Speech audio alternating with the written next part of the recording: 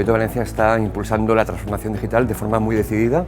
Somos, de hecho, la administración local de España con un mayor índice de madurez por lo que respecta a la administración electrónica, pero aún hay margen de mejora. Vamos a continuar trabajando para aprovechar la tecnología como una aliada en la relación entre ciudadanía y administración. Por tanto, que lo ponga más fácil, sea más accesible y que abarate incluso los costes que la ciudadanía, consumidores o empresas puedan tener a la hora de relacionarse con las administraciones. La tecnología está siendo una aliada básica y un puntal básico para hacer frente a esta crisis social, económica y sanitaria de la COVID-19, de manera que impulsamos el teletrabajo, que ha permitido que el Ayuntamiento de Valencia, la administración más próxima a la ciudadanía, no se paralice en ningún momento y que pueda continuar prestando y garantizando esos servicios a la ciudadanía. En muy poco tiempo este ayuntamiento pasó de 205 licencias a 2.500 en tiempo récord.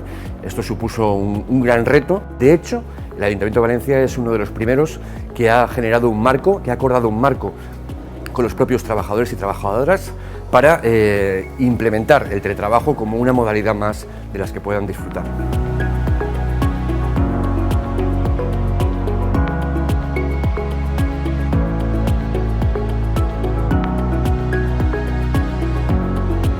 El proyecto de teletrabajo y escritorios virtuales ha consistido en poner a disposición de los empleados municipales las aplicaciones de uso más común para que fueran accesibles desde sus propias casas, de tal manera que pudiéramos poner a salvaguarda a la gente en sus casas por el tema del COVID y pudieran seguir desempeñando sus funciones como si hubieran estado aquí en la oficina. Esto, que se hizo pronto, ponerlo en marcha para 2.500 empleados, pues ha sido todo un reto en este ayuntamiento que creemos que ha salido bastante bien.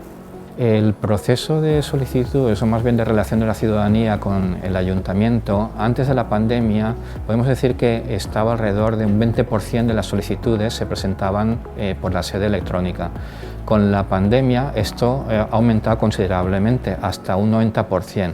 Podemos decir que 180.000 solicitudes al año se presentan de manera electrónica a través de la sede electrónica, lo cual supone una consolidación de la relación de los ciudadanos, la relación electrónica, por supuesto, de los ciudadanos con el ayuntamiento.